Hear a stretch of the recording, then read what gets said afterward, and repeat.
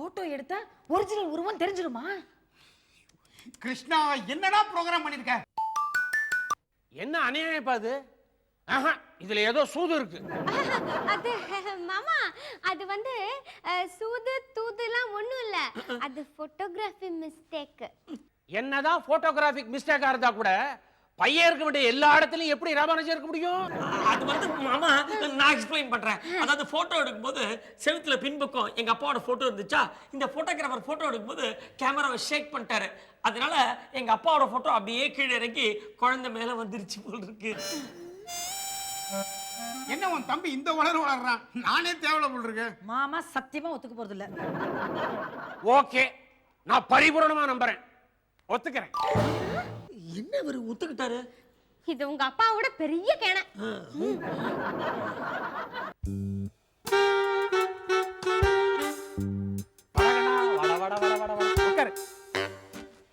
இப்பதான் எனக்கு பரிபூர்ண திருப்தி.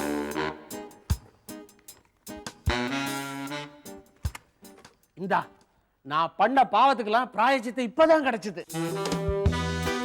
இத கொண்டு போய் நேரம் உங்க அப்பா அம்மாட்ட கொடுத்துரு. மண்ணா போடு. மண்ணி போடு. வேண்டாம், உன் தாத்தாட்டே கொடுத்து. இந்தாடா மாது, என்கிட்டே கொடுத்துட்டு தாத்தா கிட்ட கொடுன்றான். சரியான கேண. எப்படியோ நீ சொன்ன பிளான் ஒர்க் அவுட் ஆயிடுச்சு. ஆமாப்பா.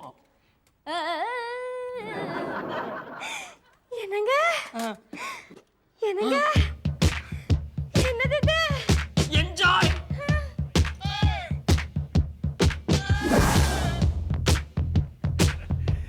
கிருஷ்ணமூர்த்தி, ரொம்ப தேங்க்ஸ்ரா. கடைசியில எல்லா நகையையும் என் பேரங்கிட்ட கொடுத்துட்டியே. இப்போதான் ரொம்ப சந்தோஷமா இருக்கு. ராமானுஜம், இப்பதான் என் ஆத்மா சாந்தி அடைஞ்சது. நான் கிளம்புறேன். இத பாரு, பழைய பகைமையெல்லாம் மனசுல வச்சுக்காத. நான் பண்ணது தப்பு தான், அதெல்லாம் மறந்துரும், மன்னிச்சு. நான் தான் அன்னைக்கு உன்னை அறிவுகிட்டத்தனமா திட்டிவிட்டேன். இன்ஃபேக்ட் நான் பண்ணதாண்டா தப்பு. இல்ல இல்ல, நான் பண்ணதான் தப்பு. நான் பண்ணதாண்டா தப்பு. இல்ல இல்ல, நான் பண்ணதான் தப்பு. அட விடுங்க மாமா, அதான் இப்ப நம்ம ஃபேமிலி ஒன்னாயிட்டோம்ல. இத சொன்ன பாரு, இனிமேதான் நான் நிம்மதியா போவேன். பாய்.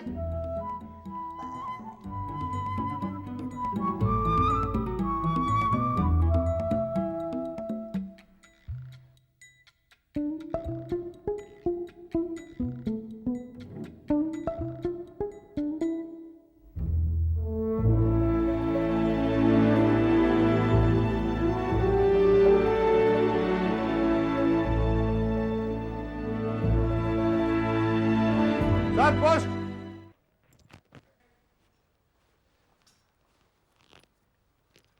ஆர் ராமானுஜம். அப்பா, உனக்கு தான் லெட்டர் வந்திருக்க.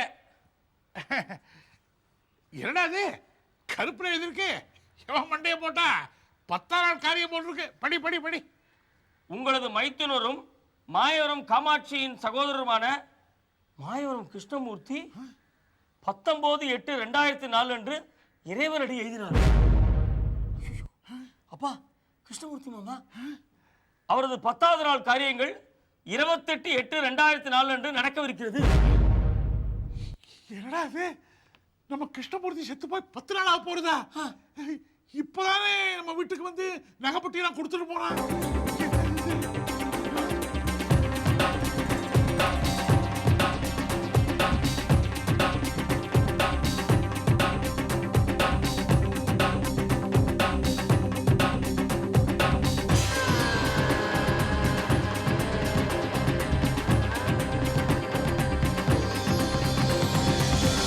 கிருஷ்ணா, இத பாத்தியா?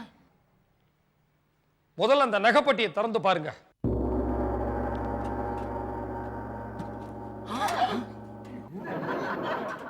என்னது? உள்ள ஒண்ணுமே இல்லையே. அந்த கிருஷ்ணமூர்த்தியும் ஒண்ணுமே இல்ல. இன்ஃபேக்ட் கிருஷ்ணமூர்த்தி இங்க வரவே இல்ல. என்ன கிருஷ்ணா சொல்ற? 10 நாள் முன்னாடி கிருஷ்ணமூர்த்தி மாமா செத்து போயிட்டதா டெலிகிராம் வந்தது. நான் அந்த டெலிகிராம உங்ககிட்ட இருந்து மறைச்சுட்டேன். ஏன்டா மறைச்ச? ரொம்ப தப்பு கிருஷ்ணா. மிஸ்டர் ராமானுஜம், அல்பம் ஒரு சின்ன விஷயத்துக்காக மாப்பிள மச்சான் நீங்க 2 பேரும் சண்டை போட்டுக்கிட்டு 25 வருஷமா ஜென்ம விரோதிகளா இருந்திருக்கீங்க. பாவம் அவர் அப்படியே செத்தும் போயிட்டார். நீங்க 2 பேரும் சண்டை போட்டுக்கிட்டு ஒருத்தருக்கு ஒருத்தர் பேசாம இருந்ததால என்ன அச்சீவ் பண்ணீங்க? நத்திங். டெஃபினட்டா கிருஷ்ணமூர்த்தி மாமா சாகர்ச்சே அவர் மனசுல இது ஒரு பெரிய குறையா இருந்திருக்கும்.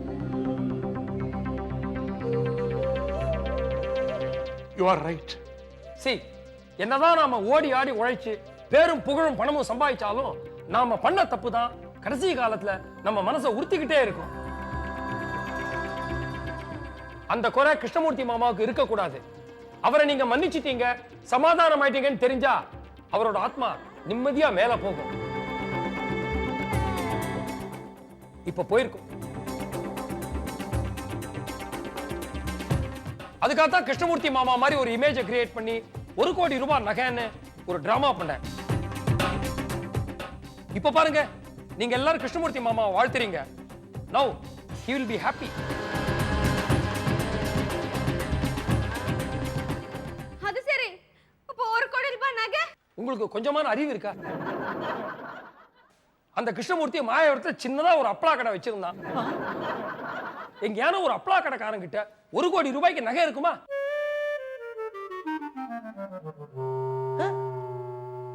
Fools. சாதாரண பணத்தாசியால கெடுதல் பண்ணுவாங்க. ஃபார் அ சேஞ்ச் பணத்தாசியால நீங்க நல்லது பண்றீங்க. எஸ், கிருஷ்ணமூர்த்தி மாமாவோட ஆத்மாவை சாந்தி அடைய வச்சுட்டீங்க. தேங்க்யூடா Krishna. Okay. But Giuliani, see the crazy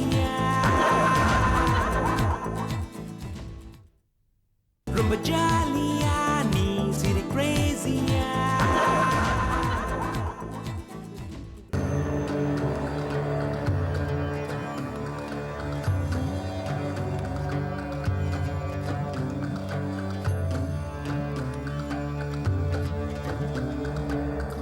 To dream on an earthly night hangs upon a caressing moon, voiceless song in an ageless.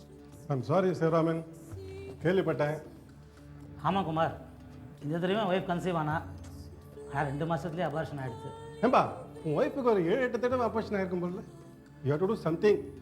நான் டாக்டர் கன்சல்ட் பண்ணேனே, அவர் என்ன சொல்கிறாருன்னா, உங்களுக்கு குழந்தை பிறக்க வாய்ப்பு இருக்குது, ஆனால் உங்கள் ஒய்ஃபுக்கு குழந்தைய கேரி பண்ணுற அளவுக்கு உடம்புல சக்தி இல்லை, அவள் யூட்ரஸ் ரொம்ப வீக்காக இருக்குன்னு சொல்கிறாரு. அப்போ இதுக்கு சொல்யூஷனே இல்லையா? இருக்கு. டாக்டர் குழந்தை சாமின்னு ஒரு ஸ்பெஷலிஸ்ட்டை கன்சல்ட் பண்ணேன். அவர் ஒரு ஐடியா சஜஸ்ட் பண்ணுறாரு. இப்போ இந்த ஆர்டிஃபிஷியல் பேபிஸ்லாம் கிரியேட் பண்ணுறாங்க இல்லையா? ஆர்டிஃபிஷியல் பேபியா அப்படின்னா? அதாவது எங்கள் 2 பேருடைய கருவையும் எடுத்து அதை ஒரு டெஸ்ட் டியூப்பில் சேர்த்து அதை ஒரு பொண்ணுடைய கர்ப்பப்பையில் விட்டா அதை அந்த பொண்ணு 8 மாதம் சுமந்து ஒரு அழகான குழந்தைய பெற்று கொடுப்பாங்க. வாவ், வா, ஃபேண்டாஸ்டிக். இதையே உன் ரிலேட்டிவ் யாருக்கிட்டையாவது கேட்டு பார்க்கக்கூடாது? எல்லா உறவுகாரர்கிட்டையும் கேட்டு பார்த்துட்டேன், எவனும் ஒத்துக்க மாட்டேங்கிறானே. I will tell you one thing. இதை மாதிரி கெஞ்சி கேட்டிருந்தா யாரும் இதுக்கு ஒத்துக்க மாட்டாங்க. நான் அதுக்கு ஒரு வழி சொல்கிறேன். என்ன வழி குமார், சொல்ல. நம்ம கம்பெனியும் பெரிய கம்பெனி, நீ நினச்சா என்ன ஒன்றா பண்ணலாம். நம்ம கம்பெனியில் ப்ரொடக்ஷன் மேனேஜர் போஸ்ட்டு வேக்கண்டாக தானே இருக்கு. இல்லையே, ஏற்கனவே 3 ப்ரொடக்ஷன் மேனேஜர்ஸ் இருக்காங்களே. 3 பேர் கச்ச 4ஆவது ஒருத்தர் தான். என்ன தப்பு? எதுக்கு? நான் சொல்கிறத கேளு.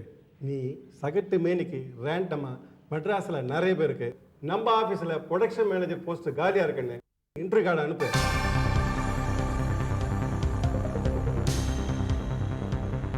வரவங்கிட்ட அவனோட ஒய்ஃபு உன்னுடைய குழந்தைய அவள் வயிற்றுல சுமக்க முடியுமா, அதாவது வாடகை தாயா இருக்க முடியுமான்னு கேளு.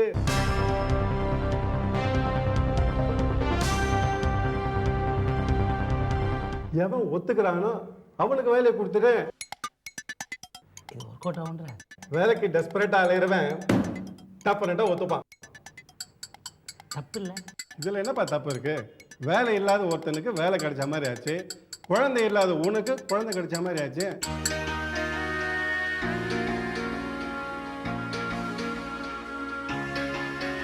என்ன யோசனை? நீ முதல்ல interview card அனுப்புப்பா.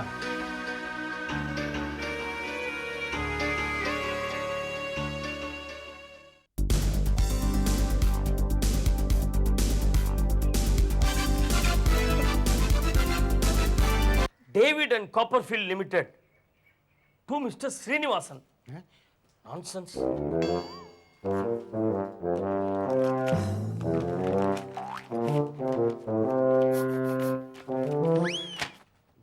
Dear Srinivasan, you are hereby requested to attend an interview for the post of production manager. Yes! Akka! Congratulations, Akka! Congratulations! Weight விஷயத்துல அவசரப்படாதீங்க. எப்படி இது? என்னடா இது ப்ரொடக்ஷன் மேனேஜர் போஸ்ட்டுக்கு என்ன போய் இன்டர்வியூ கூப்பிட்டுருக்காங்க. நான் ஆஃப்டர் ஆல் 8ஆம் கிளாஸ், அதுவும் ஃபெயிலு. இந்த மாதிரி பெரிய போஸ்ட்டுக்கெல்லாம் மினிமம் எஸ்எல்சியாவது ஃபெயிலாக இருக்க வேண்டாமா? டேய், உனக்கு மினிமம் குவாலிஃபிகேஷனே என்னன்னு தெரியல. ஒன்று தெரிஞ்சுக்க, இந்த மாதிரி போஸ்ட்டுக்கெல்லாம் ஒன்று இன்ஜினியராக இருக்கணும், இல்லை மினிமம் MBAவாவது இருக்கணும். நீ வெறும் தற்குறி. உனக்கு எப்படி இந்த லெட்டர் அனுப்பிச்சாங்க? ஆஹா, எனக்கு என்னமோ இது கிருஷ்ணாவோட வேலையாக தான் இருக்கும்னு நினைக்கிறேன். கிருஷ்ணா, ஐயோ ஐ எம் சாரி, எனக்கு இதுக்கு சம்பந்தமே கிடையாது. கிருஷ்ணா பொய் சொல்லாத. மது, என்னால என்ன வேணாலும் பண்ண முடியும், ஒன்னே ஒண்ணு மட்டும் என்னால பண்ண முடியாது. என்னது? இவருக்கு வேலை வாங்கி தருது. என்னால இவருக்கு வேலை வாங்கி தரவே முடியாது. அது என் ப்ரோக்ராம்லயே இல்ல.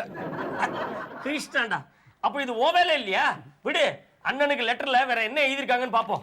மச்சான் குரா நான் படிக்கிறேன்டா. படி. From the general manager, dive அடிச்சு காப்பாத்து. டைவ் அடிச்சு காப்பாத்தா போட்டிருக்கே. பாவி, அது டேவிட் அண்ட் காப்பர்ஃபீல்ட்ரா. ஏண்டா, கம்பெனி பேரே உனக்கு சரியா சொல்ல வரல. உனக்கெல்லாம் எந்த கேனடா இன்டர்வியூ லெட்டர் அனுப்பிச்சிருக்க?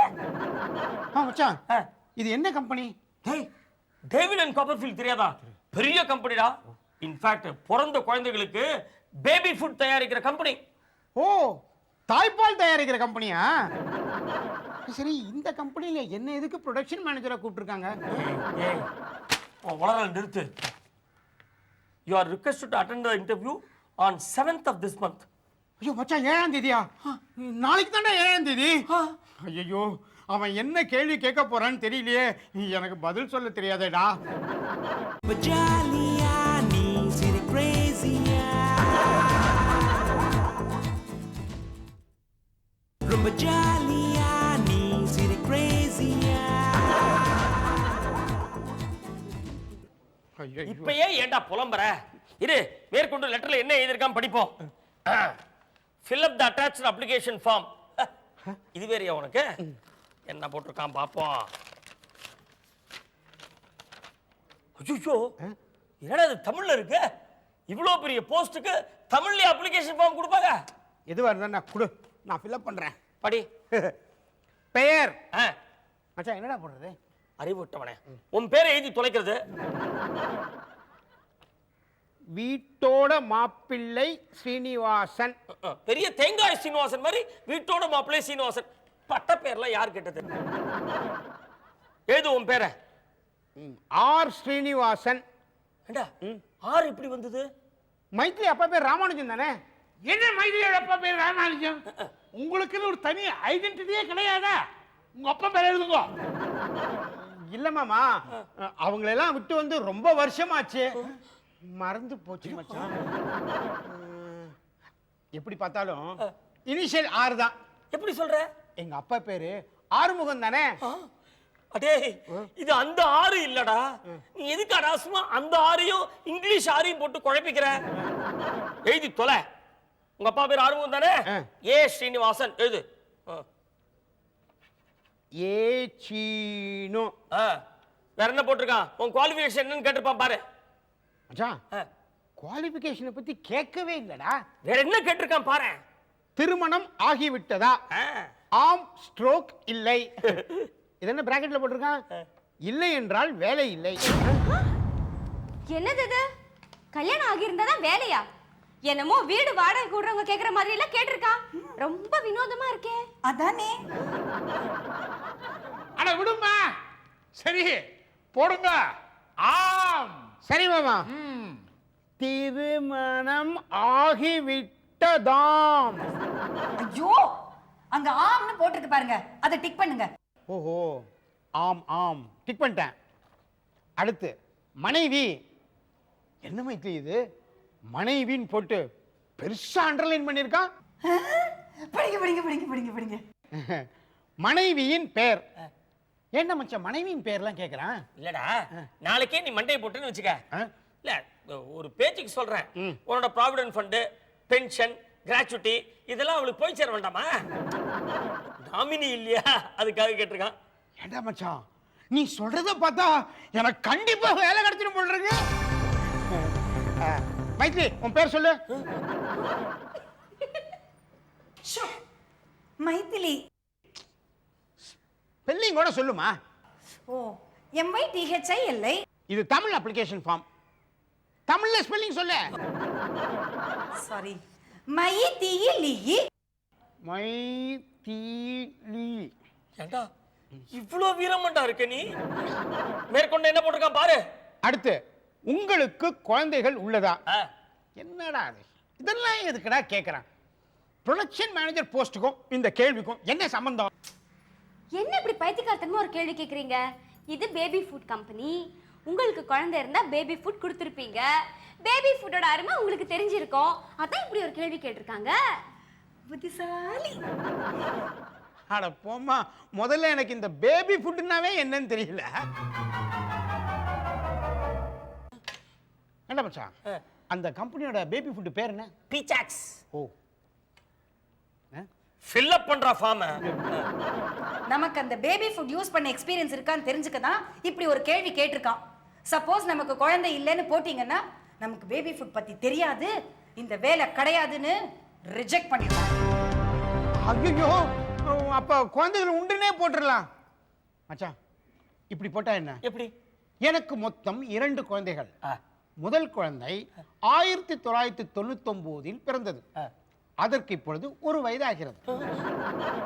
இரண்டாவது குழந்தை 2001 பிறந்தது. அதற்கும் இப்பொழுது 1 வயதுதான் ஆகிறது. கடந்த 6 வருடங்களாக இந்த 2 1 வயது குழந்தைகளும் உங்கள் கம்பெனி தயாரிக்கும் பீசாக்ஸ் பேபி ஃபுட்டை தான் விரும்பி சாப்பிடுகிறார்கள். ஓகே மச்சான்? முட்டாள் முட்டாள். போய் சொல்லாதடா. குழந்தை இல்லைன்னு சொல்லி தொலை. சரி 6 வருஷமா 2 1 வயது குழந்தை. சரி விடு. அடுத்து உங்கள் மனைவிக்கு கர்ப்பப்பையில் ஏதாவது கோளாறு உண்டா? இது எதுக்குடா கேட்கறான்? என்னடா இது ஜவுளி கடை பையில ஓட்டை இருக்கான்னு கேக்குற மாதிரி கர்ப்பப்பையில கோளாறு இருக்கான்னு கேக்குறான். ஒண்ணுமே புரியலையே. விடு, ஒவ்வொருத்தர் ஒரு மாதிரி. ப்ரொடக்ஷன் மேனேஜர் போஸ்ட் சும்மாவா? போடு கோளாறு இல்லை. கோளாறு இல்லை. வேற என்ன போட்டிருக்கான் படி? அவ்வளவுதான்டா, வேற ஒன்றும் போடல. குட். இல்ல கீழே தான் ஏதோ ஸ்வீட் பேர் போட்டிருக்கான்டா. ஸ்வீட் பேரா? படி. கை அப்பம். ஏதோ குழந்தைகள் சாப்பிட்ற ஸ்வீட் போட்டிருக்கு. அதான்டா இந்த கை முறுக்கு மாதிரி கை அப்பம். இது மூதேவி, அது அப்பம் இல்ல அதிர்ஷ்டம் இல்ல, கையொப்பம். உன்னோட சிக்னேச்சரை கேட்டிருக்காங்க, போட்டு தொலை. எனக்கு ரொம்ப டவுட்டா இருக்குடா. உன்னை எப்படா ப்ரொடக்ஷன் மேனேஜர் போஸ்ட் கூட்டான்? சரி விடுறா, ஏதோ கூப்பிட்டு இருக்கான், போய் தான் பார்ப்போமே, இதுல நமக்கு என்ன நஷ்டம்? அது சரி மச்சான், இதுல ஏதோ பின்குறிப்பு போட்டிருக்காண்டா. படி படி. இன்டர்வியூக்கு வரும்போது உங்கள் படிப்பு சான்றிதழ்கள் மற்றும் 2 பாஸ்போர்ட் சைஸ் போட்டோகிராஃபையும் கொண்டு வரவும். ஏண்டா நான் 8ஆம் கிளாஸ் ஃபெயிலுங்கிற சர்டிஃபிகேட் கொண்டு போகணுமா? எடுத்துட்டு போயேன். என்ன வந்து குறைஞ்சா போடுவேன், உன்னை கூட்டதே ரொம்ப ஜாஸ்தி. ஆமா ஆமா. தங்கள் படிப்பு சான்றிதழ்களுடன் மறக்காமல் உங்கள் மனைவியின் கர்ப்பப்பை ஸ்கேன் ரிப்போர்ட்டை எடுத்து வரவும்.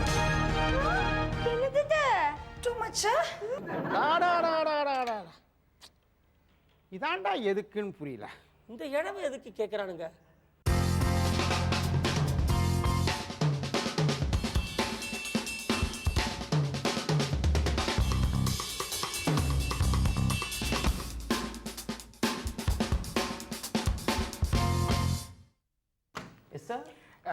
என் பேர் ஏ ஸ்ரீனிவாசன். இந்த ப்ரொடக்ஷன் மேனேஜர் போஸ்ட்டுக்கு இன்டர்வியூக்காக வந்திருக்கேன். சர்டிஃபிகேட்லாம் கரெக்டாக கொண்டு வந்திருக்கீங்களா? ஓ, கொண்டு வந்திருக்கேன். முக்கியமாக அந்த தெரியும் தெரியும் தெரியும், என் ஒய்ஃபோட கர்ப்பப்பை ஸ்கேன் ரிப்போர்ட் தானே. எக்ஸாக்ட்லி கொண்டு வந்திருக்கேன். இதை நான் ஜிஎம் ரூமில் வச்சுட்டு உங்களை கூப்பிடுறேன், அது வரைக்கும் வெயிட் பண்ணுங்க.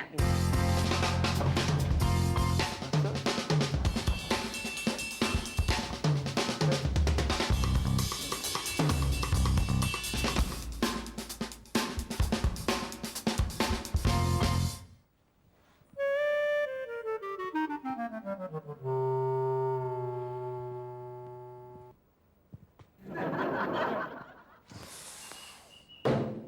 வந்திருக்கவங்களெல்லாம் பார்த்தா நானே தேவலை போல் இருக்கேன்.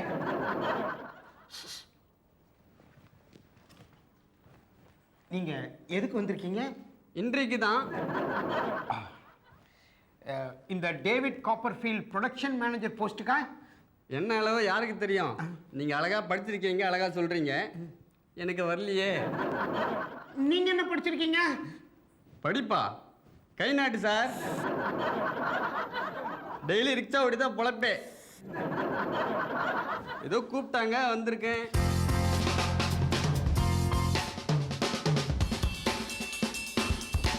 செருப்ப கல்வி அடிப்பேன். கேள்வி கேட்குறாங்களா? கேள்வி என் பொண்டாட்டி கேட்டிருந்தா கொடலை உருவி மாலையா போட்டிருப்பா. கம்பெனி நடத்தாங்க. கம்பெனி இவங்கலாம். மிஸ்டர் ஸ்ரீனிவாசன், ஜிஎம் உங்களை இன்டர்வியூ கூப்பிடுறார். All the best. தேங்க்யூ.